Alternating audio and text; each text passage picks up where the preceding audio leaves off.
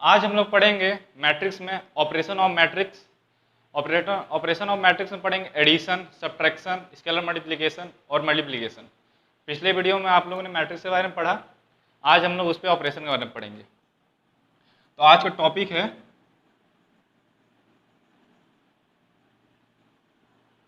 Operation on matrices. इसमें पहला topic पढ़ेंगे हम लोग एडिशन के बारे में।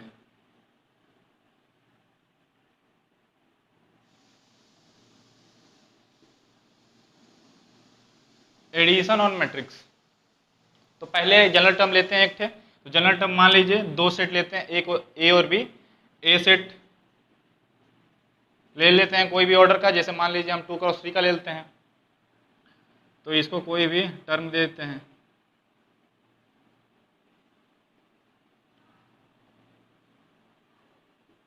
ए ले लिए, अब इधर बी ले लिए, जनरल टर्म।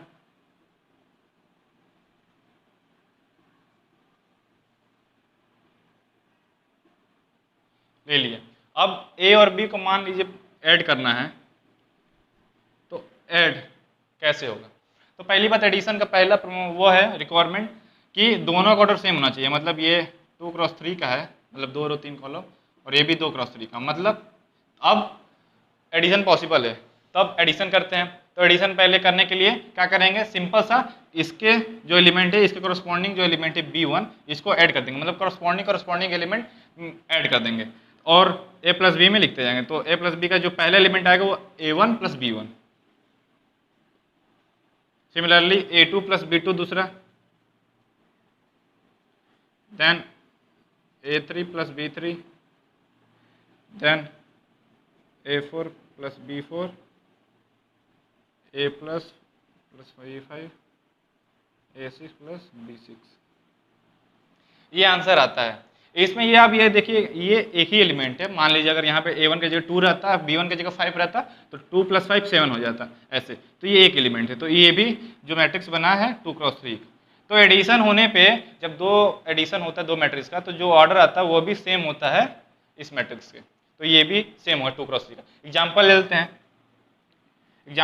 हैं। मान लीजिए एक मैट्रिक्स है 2 1 3 1 4 3, प्लस करना है इसमें 1 2 3 4 प्लस करना है।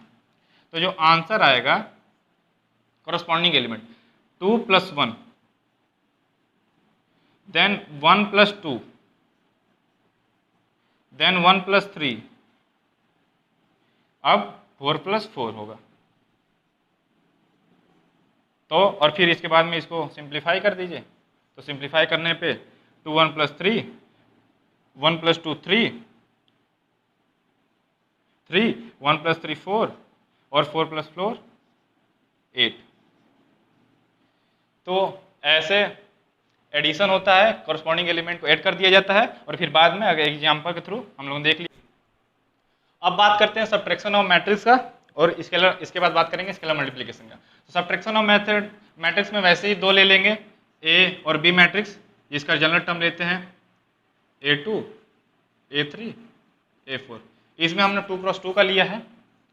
और दूसरा matrix b1 b2 b3 b4, ये a है मान लीजिए, और ये b लिया।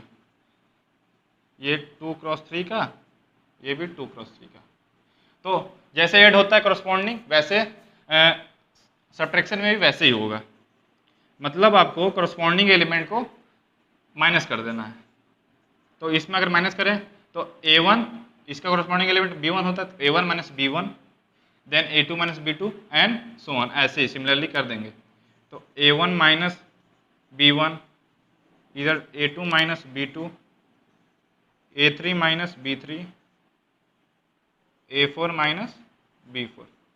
ऐसे इसमें आपने देखा ये एक एलिमेंट है। मतलब आपको अगर अच्छे समझाए तो मान लीजिए a1 पे अगर 5 देता, b1 पे 2 देता, तो 5 माइनस 2 3 हो जाता। मतलब ऐसे ही ये एक एलिमेंट है।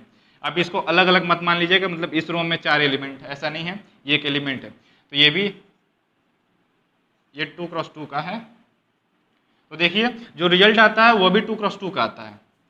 अब एग्जाम्पल लेके कर लेते हैं एक। तो अगर एग्जाम्पल लेते हैं, मान लीजिए 2 मैट्रिक्स लेते हैं 5 4 9 8, इसको माइनस करना है दूसरे मैट्रिक्स से, जिस मैट्रिक्स का एलिमेंट है 1 2 3 4।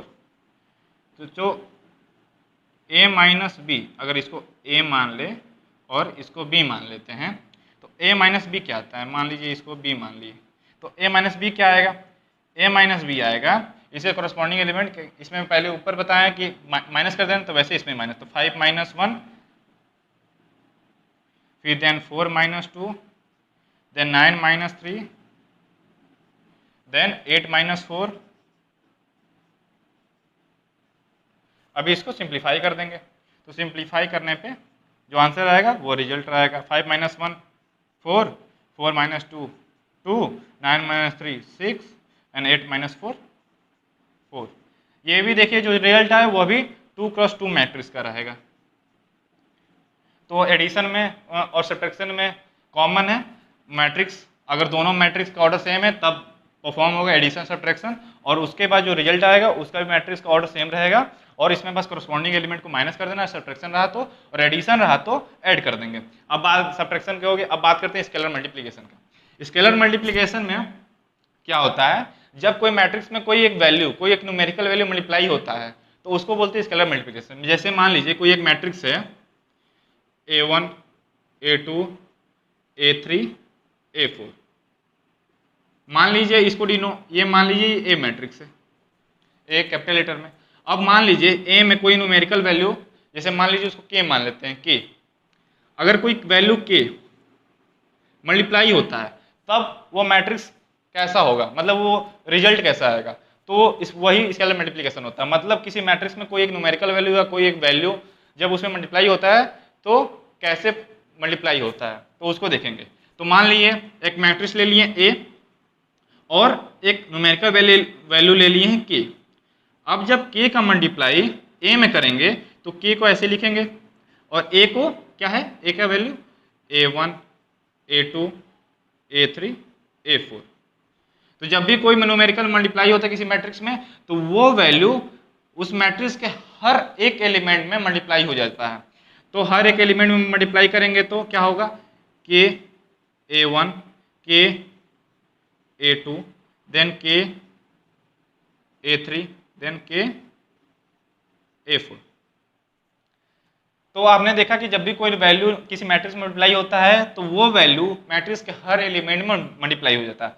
अगर मान लीजिए, अगर मैं आपसे पूछूं कि अगर कोई मैट्रिक्स इसमें इस फॉर्म में दिया, मतलब हर एलिमेंट में कोई ना कोई कॉमन है, जैसे इस मैट्रिक्स में k सब में कॉमन है, तो अगर k कॉमन लेना है तो वापस इसको वापस भी कर सकते हैं, मतलब इसका वाइस वर्सा भी कर सकते हैं। मतलब अगर किसी क्वेश्चन में अगर सिंप्लीफाई करना है किसी मैट्रिक्स में और ज़्यादा, तो आप ऐसा, अगर आप कोई ऐसा नंबर जो सब में कॉमन है उसको आप कॉमन ले सकते हैं।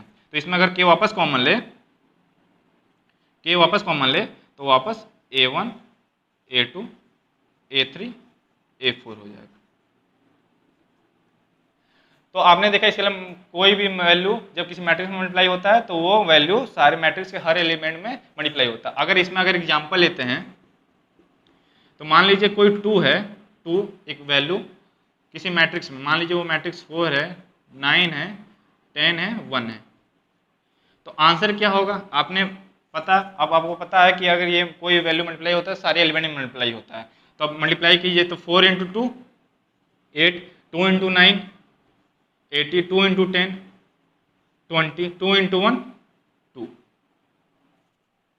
सिंपल ऐसे हो जाएगा। अगर मान लीजिए अगर ये नहीं गिवन होता, अगर कोई मैट्रिक्स इसमें दिया होता, अगर हम आपको कुछ, अगर आप इसको ना, अगर इसमें आप सिंप्लीफाई और ज़्यादा करना है तो आप इसमें देखिए सबसे कॉमन क्या है, तो अगर आप इसमें देखेंगे तो 2 सब में कॉमन है, तो 2 वापस भी निकाल सकते हैं। मतलब आप चाहें तो सिंप्लीफाई करने के लिए ऐसा भी कर सकते हैं। तो बस मेन ये है स्केलर मल्टीप्लिकेशन में कि अगर कोई वैल्यू है मल्टीप्लाई हो रहा है किसी मैट्रिक्स में तो मैट्रिक्स के हर एक एलिमेंट में मल्टीप्लाई होता है। और दूसरा इससे एक और है कि अगर किसी भी चीज मैट्रिक्स में कोई भी चीज़ कॉमन लेना है तो वो वैल्यू सारे एलिमेंट से कॉमन लेना पड़ेगा, नहीं तो कॉमन नहीं ले पाएंगे। तो यही है सब्ट्रैक्शन ऑफ मैट्रिक्स और स्केलर मल्टीप्लिकेशन।